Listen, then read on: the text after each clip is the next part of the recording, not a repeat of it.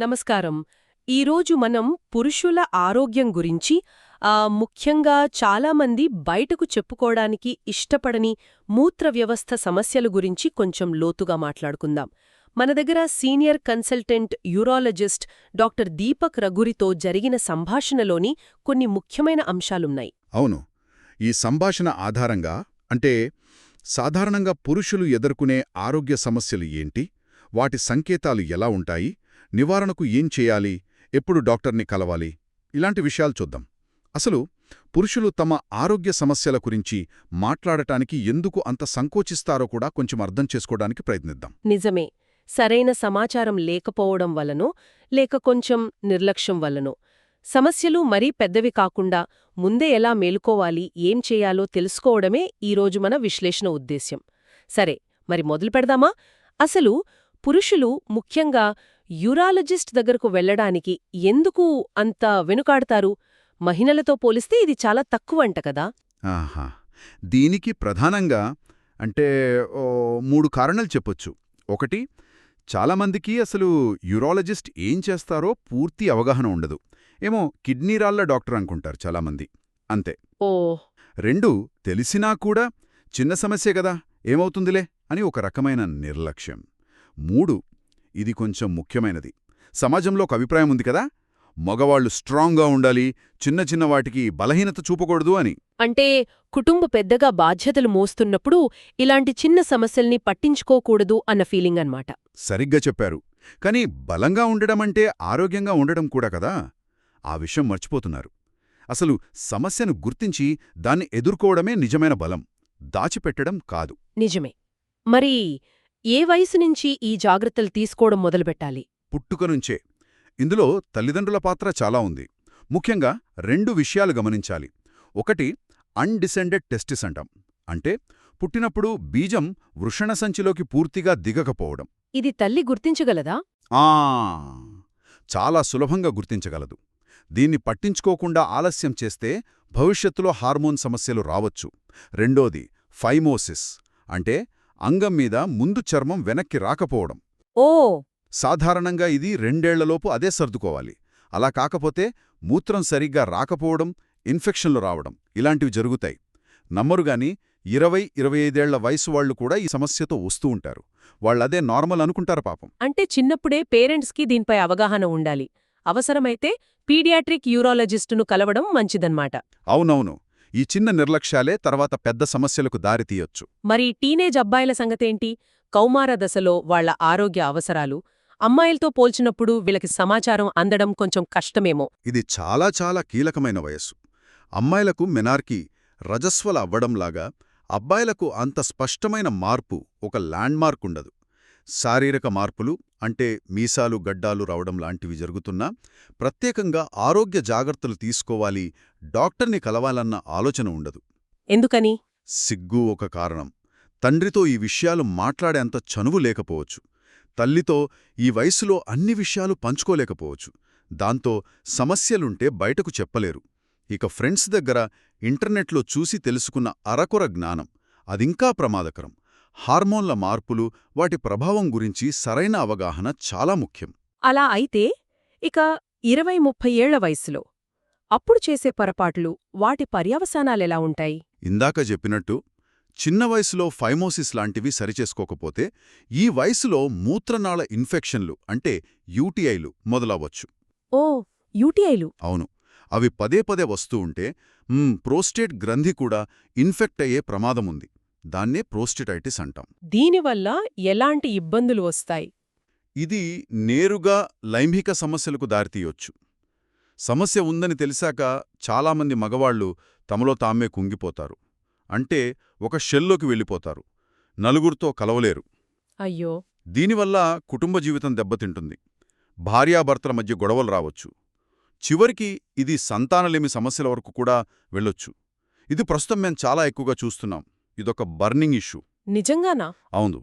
సంతానలేమి సమస్యలతో గైనకాలజిస్టులు మా దగ్గరకు అంటే యూరాలజిస్ట్, ఆండ్రాలజిస్టుల దగ్గరకు పంపినప్పుడు దాదాపు 30-40% మంది మగవాళ్లల్లో ఇలాంటి చిన్నప్పుడు పట్టించుకోని సమస్యలే కారణమని తెలుస్తోంది. ఇది నిజంగా ఆలోచించాల్సిన విషయం. చిన్న నిర్లక్ష్యం సంతానలేమి వరకు దారితీయడమంటే. సరే, ఇక 40-50 ఏళ్ల వయసు వాళ్లలో ఎక్కువగా కనిపించే ప్రోస్టేట్ సమస్యల గురించి చెప్పండి. ఆ వయసులో సాధారణంగా 2 రకాలు చూడొచ్చు. ఒకటి ప్రోస్టటైటిస్, అంటే ఇన్ఫెక్షన్ లేదా రాళ్ల వల్ల ప్రాస్టేట్ వాపు రావడం. రెండోది బీపీహెచ్, బినైన్ ప్రోస్టాటిక్ హైప్రోప్లేసియా.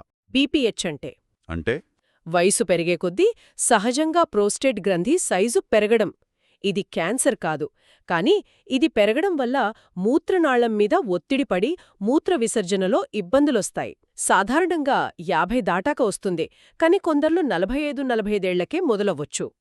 దీని గురించి చాలా భయాలుంటాయి కదండి. ముఖ్యంగా సర్జరీ చేయాలేమో లేదా క్యాన్సరేమో అని. అవునవును, చాలా భయపడతారు. ప్రోస్టేట్ సమస్య అనగానే సర్జరీనే పరిష్కారం అనుకుంటారు, కానీ అది నిజం కాదు.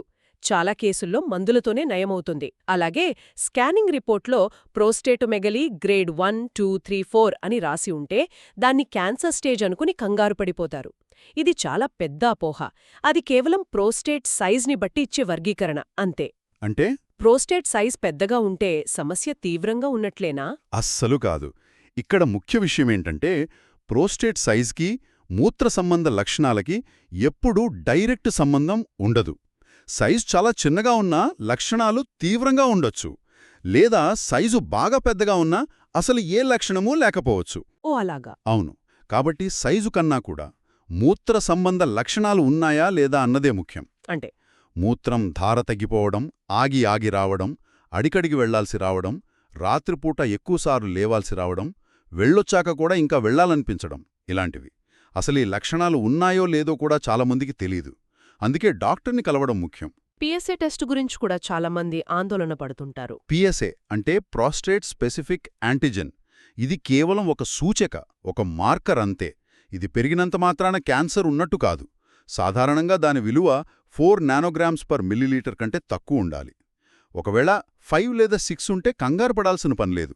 అదే 50, 100 దాటితే అప్పుడు క్యాన్సరేమో అని అనుమానించి బయాప్సీ లాంటివి చేయాల్సి ఉంటుంది. కానీ పిఎస్ఏ ఒక్కటే ఆధారం కాదు. వయసు పెరిగే కొద్దీ అంటే ఒక 65 ఏళ్లు దాటిన వారిలో ఈ మూత్ర సమస్యలు ఇంకా ఎక్కువ అవుతాయా? అవును, అయ్యే అవకాశముంది. ఎందుకంటే ఆ వయసులో డయాబెటీస్, బీపీ లాంటివి సాధారణం కదా. ఈ రెండూ ఉంటే యూటీఐలు వచ్చే రిస్క్ ఎక్కువ. ఇంకో విషయం, యవ్వనంలో ప్రోస్టేట్ సమస్యలను నిర్లక్ష్యం చేసిన వాళ్లకు ఈ వయసులో సమస్య ముదిరిపోయి ఒక్కోసారి మూత్రం పూర్తిగా ఆగిపోయే పరిస్థితి, యూరినరీ రిటెన్షన్ రావచ్చు. అప్పుడేం చేస్తారు? అప్పుడు వెంటనే క్యాథెటర్, మూత్రం తీసే గొట్టం వేయాల్సొస్తుంది. లేదా సర్జరీ అవసరమైనా కూడా. ఆ వయసులో శరీరం ఎనస్థీషియాను తట్టుకునే శక్తి తక్కువగా ఉంటుంది, రిస్క్ ఎక్కువ. అందుకే ముందే జాగ్రత్త పడాలి. మూత్రం ఆపుకోలేకపోవడం అంటే లీక్ అవ్వడం, ఇన్కాంటినెన్స్ కూడా చూస్తుంటాం కదా వయసు పైబడిన వారిలో. అవును, దాన్ని యూరినరీ ఇన్కాంటినెన్స్ అంటాం. ముఖ్యంగా ఓవర్ఫ్లో ఇన్కాంటినెన్స్ అనేది ప్రోస్టేట్ పెరగడం వల్ల వస్తుంది. బ్లాడర్ పూర్తిగా ఖాళీ అవ్వక, మూత్రం నిలిచిపోయి, అది నిండిపోయాక తెలియకుండానే చుక్కలు చుక్కలుగా బయటకు లీక్ అవుతుంది. వీళ్లకి బ్లాడర్ నిండుగా ఉన్నా ఆ ఫీలింగ్, నొప్పి తెలియదు. ఎందుకంటే వయసు వల్ల, డయాబెటిస్ వల్ల బ్లాడర్ కండరాలు బలహీనపడిపోతాయి. డయాబెటిక్ సిస్టోపతి అంటాం.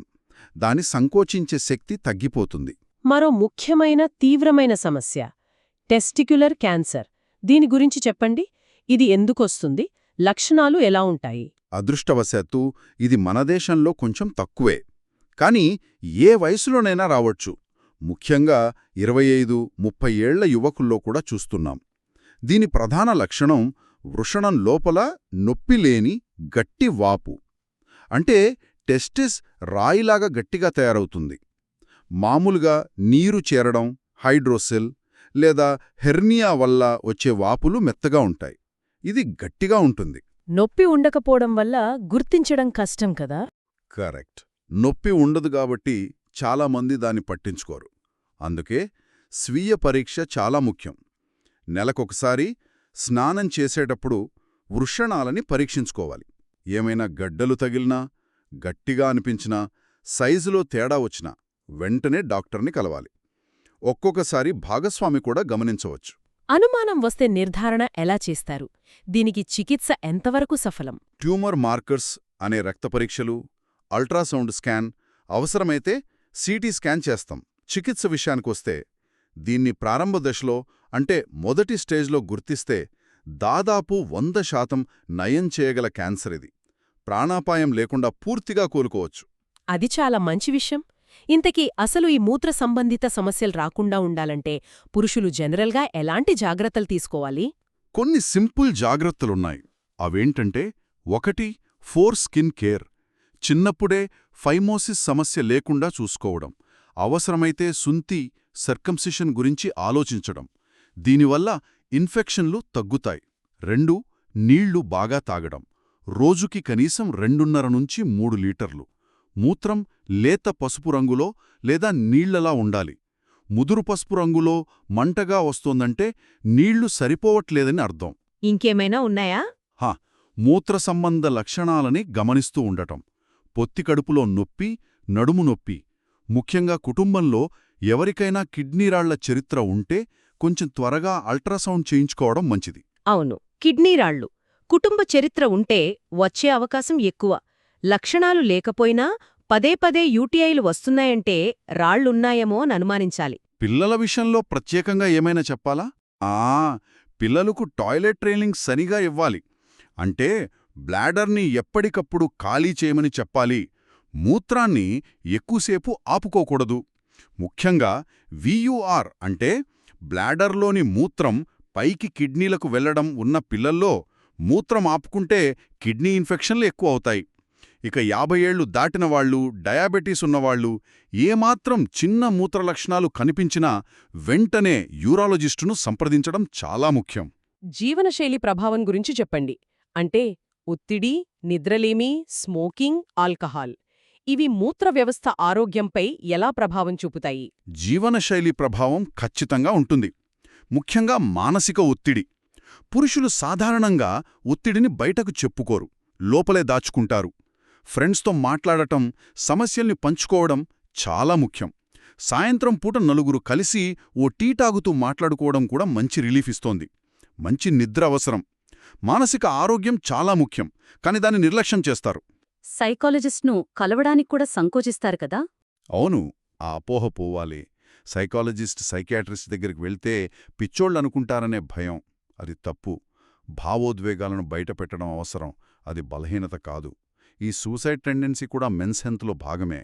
మరి స్మోకింగ్, ఆల్కహాల్ విషయానికొస్తే? స్మోకింగ్ ఆల్కహాల్ కంటే కూడా చాలా ప్రమాదకరమని చెప్పాలి. ఎందుకంటే అది నేరుగా రక్తనాళాల ఆరోగ్యాన్ని దెబ్బతీస్తుంది. రక్తనాళాల్లో ప్లాక్ ఏర్పడి అవి సన్నబడతాయి. దీనివల్ల రక్త ప్రసరణ తగ్గుతుంది. ఇది గుండెపోటుకు కారణం అవడమే కాకుండా పురుషుల్లో అంగస్తంభన సమస్యలకు, ఎరెక్టైల్ డిస్ఫంక్షన్ ఈడీకి కూడా ఒక ప్రధాన కారణం. ఓ. ఇక్కడో ఆసక్తికరమైన విషయం ఏంటంటే గతంతో పోలిస్తే ఇప్పుడు అబ్బాయిల్లో స్మోకింగ్ కొంచెం తగ్గుతోంది గాని అమ్మాయిల్లో పెరుగుతోంది. ఇది నిజంగా ఆందోళన కలిగించే విషయం. ఆల్కహాల్ సంగతేంటి? ఆల్కహాల్ డీహైడ్రేషన్కు కారణమవుతుంది. అది కిడ్నీల మీద భారం పెంచుతుంది. రోజుకు 69 ml తాగొచ్చు అని కొందరంటుంటారు. బహుశాది వాసోడైలటేషన్, రక్తనాళాలు విచ్చుకోవడం కోసం అంటారేమో కానీ అది డాక్టర్ ప్రిస్క్రిప్షన్ కాదు. సోషల్ డ్రింకింగ్ అంటున్నారు. దానికి సరైన హద్దుల్లేవు. ఏదైనా అతిగా వాడకపోవడమే మంచిది. మానసిక ఆరోగ్యానికి, లైంగికారోగ్యానికి మధ్య సంబంధం ఎలా ఉంటుంది? చాలా దగ్గరి సంబంధముంది. రెండూ ఒకదానిపై ఒకటి ఆధారపడి ఉంటాయి. మానసిక సమస్యలు అంటే ఒత్తిడి, డిప్రెషన్ లాంటివి లైంగిక ఆరోగ్యంపై నేరుగా ప్రభావం చూపుతాయి. అంటే ఒత్తిడిలో ఉన్నప్పుడు శృంగారంపై ధ్యాస ఉండదు. అలాగే లైంగిక సమస్యలు, సంతృప్తి లేకపోవడం ఇవి మానసిక ఒత్తిడికి, కుంగుబాటుకు దారితీస్తాయి. ఇదొక లూప్ లాంటిది, విషవలయం. అంటే ఒకదానికొకటి కారణమవుతాయా? అవును. సైకోజెనిక్ ఈడీ అని ఒకటుంది.